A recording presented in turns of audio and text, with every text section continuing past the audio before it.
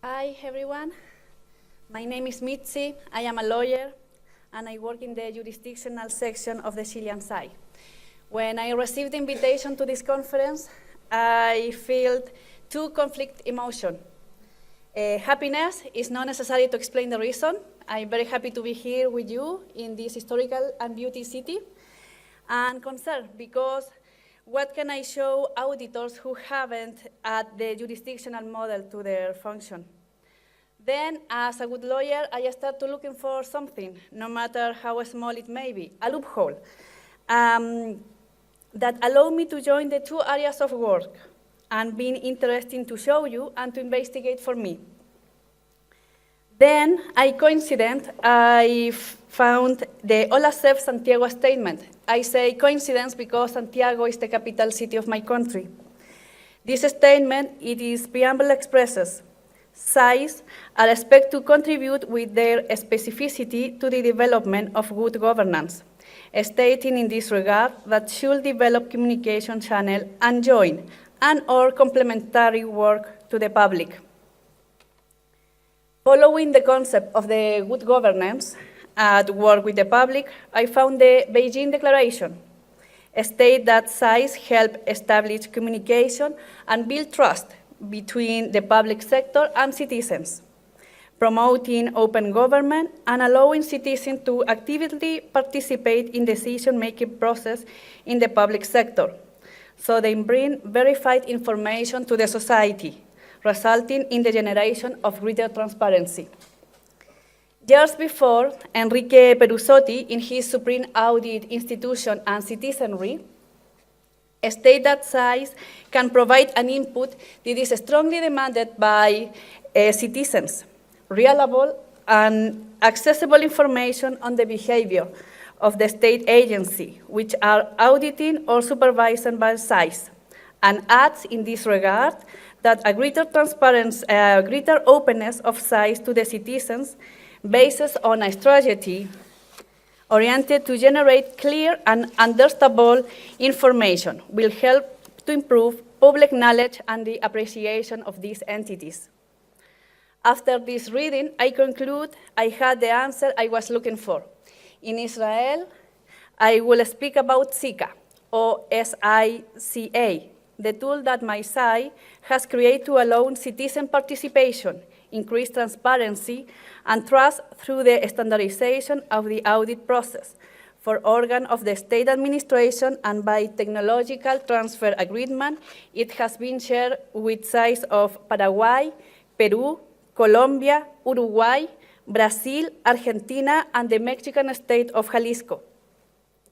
The acronym SICA stands for Integrated Control System Audit, a computer system created by my SAI to standardize the auditor's work in order to citizens can be able to understand and evaluate our work in administrative control.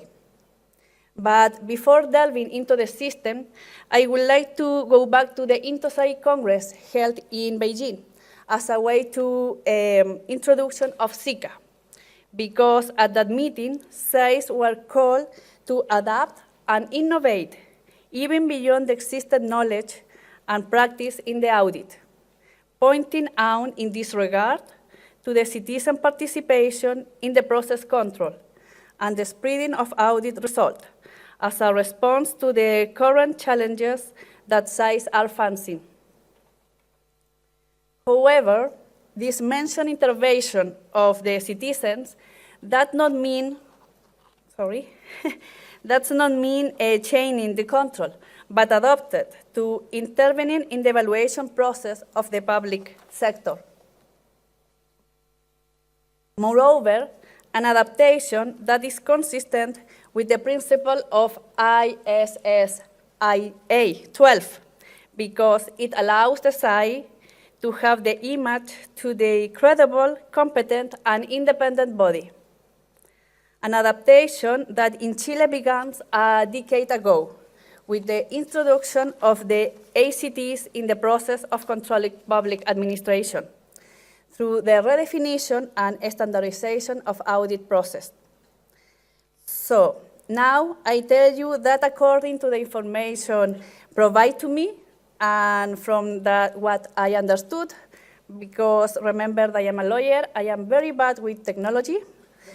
SICA is a computer system that has a modular architecture where each piece of software represents a subsystem itself, who takes charge of a particular image in the audit, that is to say, planning and scheduling audit, the work assignment and execution of audit, the generation of the pre-reports and the final audit reports, and monitoring of audit result.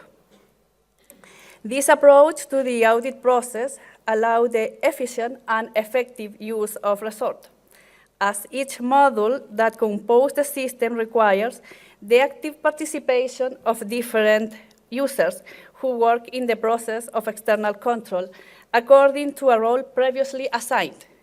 For instance, auditor, supervisor, executive, and senior manager. And this allows to clearly determine the responsibility that belongs to each at different stage of the audit. On the other hand, SICA has allowed to integrate the work carried by our SIs in the oversight role, calling for coordination of the different units that make up the body, encouraging communication and mutual collaboration, generating as a result that the team auditor in each of the state of implementation of the audit, like test, document, report, etc., has the support of all the SI, which result in a more efficient control. Through a standard internet access, SICA allows auditors to attach or compile their working papers, such as Word document, Excel files, and any relevant precedent to consider important from the public service under control, allowing the evolution of it be tracked online by any of the internal users involved in the control. This also maintains the traceability of the information entered into the system, which facilitates the cross-mobility of the professional resource involved in conducting the audit. SICA modular architecture allows the system to continue to grow. In fact, we are in the version 4.0, which permits to incorporate the development of new models and adapt to other realities of control. As I mentioned, this work tool has been shared with the sites of Paraguay, Peru, Colombia, Uruguay, Brazil, Argentina, and the Mexican state of Jalisco, and I know they are conversations with other interesting countries. So far, my description can make you believe SICA is a tool for management audit.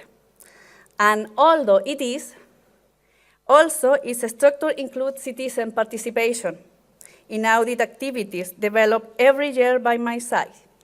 In fact, in addition to the annual audit plans, audit requirements that can be formulated by civil society and by Congress in person are carried out in the premises of the General Controller or through the institution website, which take the form of a special investigation or reference, according to the impact produced on citizenry or the requirement of material or legal observation of one or more events, action, or omissions.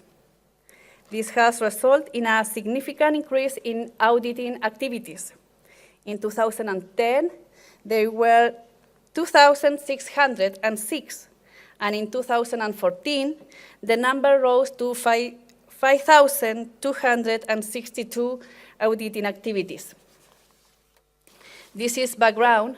Despite its size, thanks to SICA system, can be presented in a document of no more than 46 pages, as occurred last July in the Congress with the so-called Report Audit 2014, and made available to the public from that day on the website of my site, as it happened since 2009 with the publication of audit reports. SICA, in conjunction with other transparency concrete action undertaken by the General Controller of Chile has been the answer to the need of building trust with external stakeholders, providing access to information management, and standardizing the results from the audit work, allowing the general public its understanding and an informed participation in the evaluation process of the public sector. Why this is important for me as a lawyer?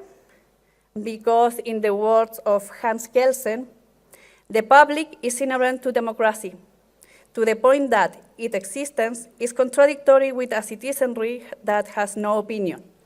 Therefore, access to information of the state bodies represent a determining factor for this form of government.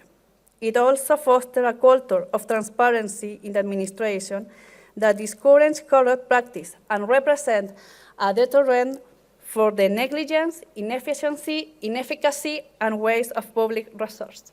Thank you. Yes, the second Young EuroSAI Conference, Israel, November 2015. The Office of the State Comptroller and Ombudsman of Israel.